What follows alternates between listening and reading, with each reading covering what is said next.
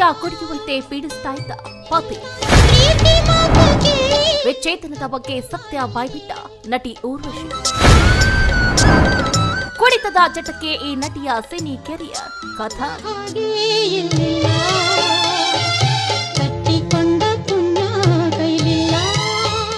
ದಕ್ಷಿಣ ಭಾರತೀಯ ಚಲನಚಿತ್ರೋದ್ಯಮದಲ್ಲಿ ತಮ್ಮ ನಟನೆಯಿಂದ ಲಕ್ಷಾಂತರ ಅಭಿಮಾನಿಗಳನ್ನ ಗಳಿಸಿರುವ ನಟಿ ಊರ್ವಶಿ ಮಲಯಾಳಂನಲ್ಲಿ ಟಾಪ್ ತಾರೆಯಾಗಿ ಹೊರಹೊಮ್ಮುವುದರ ಜೊತೆಗೆ ಕನ್ನಡ, ತೆಲುಗು ಮತ್ತು ತಮಿಳು ಭಾಷೆಗಳಲ್ಲೂ ತಮ್ಮದೇ ಆದ ಛಾಪು ಮೂಡಿಸಿರುವ ಅವರು ಬಹುಮುಖ ನಟಿಯಾಗಿ ಗುರುತಿಸಿಕೊಂಡಿದ್ದಾರೆ.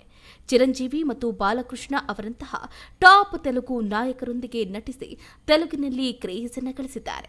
ಹೌದು, ನಟಿ ಊರ್ವಶಿಯ ಮೊದಲ ಪತಿ ಮನೋಜ್ ಕೆ ರಾಜನ್ ಆಕೆಗೆ ದಿನನಿತ್ಯ ಕುಡಿಯುವಂತೆ ಹೇಳಿ ಚಿತ್ರಹಿಂಸೆಯನ್ನ ನೀಡಿ ಕುಡಿತದ ಚಟಕ್ಕೆ ಬೀಳುವಂತೆ ಮಾಡಿದ್ದ.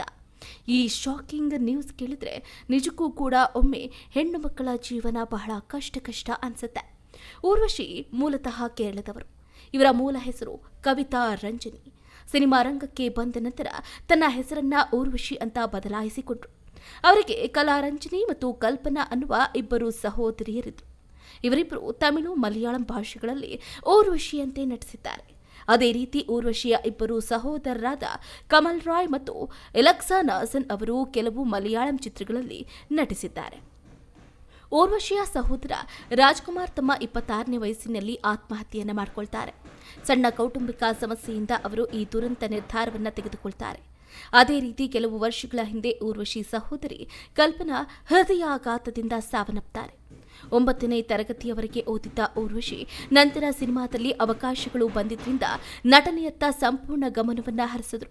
ಮಲಯಾಳಂನಲ್ಲಿ ಮಾತ್ರ ನಟಿಸ್ತಾ ಇದ್ದ ಊರ್ವಶಿಯ ಅಭಿನಯವನ್ನ ಕಂಡು ಬೆರಗಾದ ಭಾಗ್ಯರಾಜ್ ತಮಿಳಿನಲ್ಲಿ ತಮ್ಮ ಚಿತ್ರದ ಮೂಲಕ ಅವರನ್ನ ಪರಿಚಯಿಸಿದರು. ಈ ಸಿನಿಮಾ ಊರ್ವಶಿಗೆ ಒಳ್ಳೆಯ ಹೆಸರನ್ನ ತಂದುಕೊಡ್ತು. ನಂತರ ಊರ್ವಶಿ ಅವರು ಕಮಲ್ ಜೊತೆ ನಟಿಸಿದ ಚಿತ್ರ ಹಿಟ್ ಆಗಿ ಸೂಪರ್ ಸ್ಟಾರ್ ಹೀರೋಯಿನ್ ಆಗಿ ಹೊರಹೊಮ್ಮಿದ್ರು. ಬಳಿಕ ಮಲಯಾಳಂ, ತೆಲುಗು, ಕನ್ನಡ ಮುಂತಾದ ಕನ್ನಡ, ಭಾರತದ ಭಾಷೆಗಳಲ್ಲಿ ತಮ್ಮ ನಟನಾ ಕೌಶಲ್ಯವನ್ನ ತೋರಿಸಿರುವ ಊರ್ವಶಿ ಕೆಲವು ಹಿಂದಿ ಚಿತ್ರಗಳಲ್ಲೂ ನಟಿಸಿದ್ದಾರೆ. ನಟನೆಯಲ್ಲದೆ ಕೆಲವು ಚಿತ್ರಗಳಲ್ಲಿ ಡಬ್ಬಿಂಗ್ ಕಲಾವಿದರಾಗಿಯೂ ಕೂಡ ಕೆಲಸವನ್ನ ಮಾಡಿದ್ದಾರೆ. ಸಿನಿಮಾ ರಂಗದಲ್ಲಿ ಸಕ್ಸಸ್ ಕಂಡ ಊರ್ವಶಿಗೆ ವೈಯಕ್ತಿಕ ಜೀವನ ಚೆನ್ನಾಗಿರಲಿಲ್ಲ. ಊರ್ವಶಿ ಅವರು ನಾಯಕ ನಟಿಯಾಗಿದ್ದಾಗ ಮನೋಜ್ ಕೆ ಜಯನ್ ಅವರನ್ನ ಪ್ರೀತಿಸಿ ಮದುವೆಯಾದರು. ಅವರ ಪತಿ ಕೂಡ ನಟ. ದಂಪತಿಗೆ ಒಂದು ಹೆಣ್ಣು ಮಗು ಕೂಡ ಇತ್ತು. ಆದರೆ ಮದುವೆಯಾದ 8 ವರ್ಷಗಳ ನಂತರ ಊರ್ವಶಿ ಮೊದಲ ಪತಿಗೆ ವಿಚ್ಛೇದನವನ್ನು ನೀಡಿದರು. ಇಲ್ಲಿಯವರೆಗೆ ವಿಚ್ಛೇದನದ ಕಾರಣವನ್ನ ಬಹಿರಂಗಪಡಿಸಿದ ಊರ್ವಶಿ ಮೊದಲ ಬಾರಿಗೆ ಈಗ ಈ ಸಂದರ್ಶನವೊಂದರಲ್ಲಿ ಮಾತಾಡಿದ್ದಾರೆ. ಅದರಲ್ಲೂ ತಾನು ಕುಡಿತದ ಚಟಕ್ಕೆ ಬೀಳಲು ಮೊದಲ ಪತಿ ಮನೋಜ್ ಕೆ ಜಯನ್ ಕಾರಣ ಅಂತ ಹೇಳಿದ್ದಾರೆ. ಊರ್ವಶಿ ಅವರು ಅಷ್ಟೇ ಅಲ್ಲದೆ ಅವರ ಮನೆಯವರು ತನಗೆ ಬಲವಂತವಾಗಿ ಕುಡಿತದ ಚಟಕ್ಕೆ ಬೀಳುವಂತೆ ಮಾಡಿದ್ರು. ಹೀಗಾಗಿ ನಾನು ವಿಚ್ಛೇದನವನ್ನ ನೀಡಿದೆ ಅಂತ ನಟಿ ಹೇಳಿಕೊಂಡಿದ್ದಾರೆ. ಇನ್ನು ಮುಂದುವರೆದು 2006ರಲ್ಲಿ 44ನೇ ವಯಸ್ಸಿನಲ್ಲಿ ನಟ ಚೆನ್ನೈ ಮೂಲದ ಉದ್ಯಮಿ ಶಿವಪ್ರಸಾದ್ ಅವರನ್ನ 2ನೇ ಬಾರಿಗೆ ವಿವಾಹ ಆಗ್ತಾರೆ ಮತ್ತು ಅವರ ಜೀವನದಲ್ಲಿ ಹೊಸ ಅಧ್ಯಯನವನ್ನ ಪ್ರಾರಂಭ ಮಾಡ್ತಾರೆ. ಅವರಿಗೆ ಇಹಾನ್ ಪ್ರಜಾಪತಿ ಅನ್ನುವ ಮಗನಿದ್ದಾರೆ. ಕೇರಳದ ಕೊಲ್ಲಂ ಜಿಲ್ಲೆಯಲ್ಲಿ ಕವಿತಾ ರಂಜನಿಯಾಗಿ ಜನಿಸಿದ ಊರ್ವಶಿ ಚಿಕ್ಕ ವಯಸ್ಸಿನಿಂದಲೇ ಕಲೆಗಳಲ್ಲಿ ಆಸಕ್ತಿಯನ್ನು ಹೊಂದಿದ್ದಾರೆ.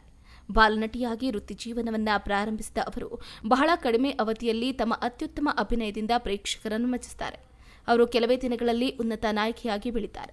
ಊರ್ವಶಿ ನೇರವಾಗಿ ತೆಲುಗು ಚಿತ್ರರಂಗಕ್ಕೆ ನಾಯಕಿಯಾಗಿ ಪ್ರವೇಶಿಸಲಿಲ್ಲ. ತಮ್ಮ ವೃತ್ತಿ ಜೀವನದಲ್ಲಿ ಆರಂಭದಲ್ಲಿ ಕೆಲವು ಚಿತ್ರಗಳಲ್ಲಿ ಪೋಷಕ ಪಾತ್ರಗಳನ್ನು ನಿರ್ವಹಿಸುವ ಮೂಲಕ ತೆಲುಗು ಪ್ರೇಕ್ಷಕರಿಗೆ ಪರಿಚಯ ಆಗ್ತಾರೆ. ನಂತರ ಅವರು ತೆಲುಗು ಚಿತ್ರಗಳಲ್ಲಿ ಪಾತ್ರ ಕಲಾವಿದೆಯಾಗಿ ವಿಶೇಷ ಗುರುತನ್ನು ಗಳಿಸುತ್ತಾರೆ. 1984ರಲ್ಲಿ ಮೆಗಾಸ್ಟಾರ್ ಚಿರಂಜೀವಿ ಅವರೊಂದಿಗೆ ರುಸ್ತುಂ ಚಿತ್ರದ ಮೂಲಕ ತೆಲುಗು ಚಿತ್ರರಂಗಕ್ಕೆ ಪರಿಚಯ ಆಗ್ತಾರೆ.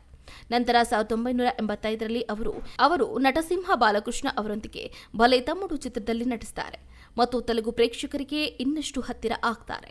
ಅವರು ಸಹಜ ನಟನೆ ಮತ್ತು ಭಾವನೆಗಳನ್ನು ವ್ಯಕ್ತಪಡಿಸಿದ ರೀತಿ ತೆಲುಗು ಪ್ರೇಕ್ಷಕರನ್ನ ತುಂಬಾ ಪ್ರಭಾವಿಸುತ್ತೆ. ಊರ್ವಶಿ ತಮ್ಮ ಪ್ರತಿಭೆಯನ್ನ ಕೇವಲ ದಕ್ಷಿಣ ಚಿತ್ರಗಳಿಗೆ ಸೀಮಿತಗೊಳಿಸಲಿಲ್ಲ. ಅವರು ಹಿಂದಿ ಚಿತ್ರಗಳತ್ತಲೂ ಗಮನವನ್ನು ಹರಿಸುತ್ತಾರೆ. 1987ರಲ್ಲಿ ಹಿಂದಿ ಚಿತ್ರ ನವದೆಹಲಿ ಅಂದಿಗೆ ಅವರು ತಮ್ಮ ನಟನಾ ಕೌಶಲ್ಯವನ್ನ ಪ್ರದರ್ಶಿಸುತ್ತಾರೆ. ಅವರ ಅತ್ಯುತ್ತಮ ಅಭಿನಯವನ್ನ ಗುರುತಿಸಿ 2006ರಲ್ಲಿ ಅವರು ಅತ್ಯುತ್ತಮ ಪೋಷಕ ನಟಿಯಾಗಿ ರಾಷ್ಟ್ರೀಯ ಪ್ರಶಸ್ತಿಯನ್ನ ಗೆಲ್ತಾರೆ. ಈ ರಾಷ್ಟ್ರೀಯ ಪ್ರಶಸ್ತಿ ಅವರ ಚಲನಚಿತ್ರ ವೃತ್ತಿ ಜೀವನದಲ್ಲಿ ಒಂದು ಪ್ರಮುಖ ಮೈಲಿಗಲ್ಲನ್ನ ಗುರುತಿಸುತ್ತೆ ಮತ್ತು ಅವರ ನಟನಾ ಪ್ರತಿಭೆಗೆ ನಿರಾಕರಿಸಲಾಗದ ಸಾಕ್ಷಿಯಾಗಿದೆ. ಏನೋ ಇತ್ತ ಊರ್ವಶಿಯವರ ಇಬ್ಬರು ತಂಗಿಯರು ಕೂಡ ತೆಲುಗು ಟಾಪ್ ಸ್ಟಾರ್ಗಳು ಅಂತಾನೆ ಹೇಳ್ಬೋದು. ಹೌದು, ಅವರಲ್ಲಿ ಯಾರೂ ಕೂಡ ಕಲಾರಂಜನಿ ಮತ್ತು ಕಲ್ಪನಾ ಅಲ್ಲ. ಕಲಾರಂಜನಿ 3 ಅಥವಾ 4 ತೆಲುಗು ಚಿತ್ರಗಳಲ್ಲಿ ನಟಿಸಿದ್ದಾರೆ. ಹಿರಿಯ NTR ಮತ್ತು ಬಾಲಯ್ಯ ಪ್ರಮುಖ ಪಾತ್ರಗಳಲ್ಲಿ ನಟಿಸಿದ ಸಿಂಹಂ ನವದಿ ಚಿತ್ರದಲ್ಲಿ ಅವರು ನಾಯಕಿಯಾಗಿ ನಟಿಸಿದರು. ಅದಾದ ನಂತರ ಅವರು 2 ಅಥವಾ 3 ತೆಲುಗು ಚಿತ್ರಗಳಲ್ಲಿ ನಟಿಸಿದರು. ಕಲ್ಪನಾ ತೆಲುಗು ಪ್ರೇಕ್ಷಕರಿಗೆ ಪರಿಚಿತರು. ನಾಗಾರ್ಜುನ ಮತ್ತು ಕಾರ್ತಿ ಮುಖ್ಯ ಪಾತ್ರಗಳಲ್ಲಿ ನಟಿಸಿದ ಊಪಿರಿ ಚಿತ್ರದಲ್ಲಿ ಕಲ್ಪನಾ ಆಯಾ ಪಾತ್ರವನ್ನು ನಿರ್ವಹಿಸಿದ್ದಾರೆ. ಕಲ್ಪನಾ ತೆಲುಗಿನಲ್ಲಿ ಒಂದೇ ಒಂದು ಚಿತ್ರದಲ್ಲಿ ನಟಿಸಿದ್ದು, ನಾಗಚೈತನ್ಯ ಮುಖ್ಯ ಪಾತ್ರದಲ್ಲಿ ನಟಿಸಿದ ಮಜಲಿ ಚಿತ್ರದಲ್ಲಿ ಅವರು ಕೂಡ ಕಾಣಿಸಿಕೊಂಡಿದ್ದಾರೆ. ಹೆಚ್ಚಿನ ಸುದ್ದಿಗಳಿಗಾಗಿ ನಮ್ಮ ಚಾನೆಲ್ನ ಸಬ್ಸ್ಕ್ರೈಬ್ ಮಾಡಿ,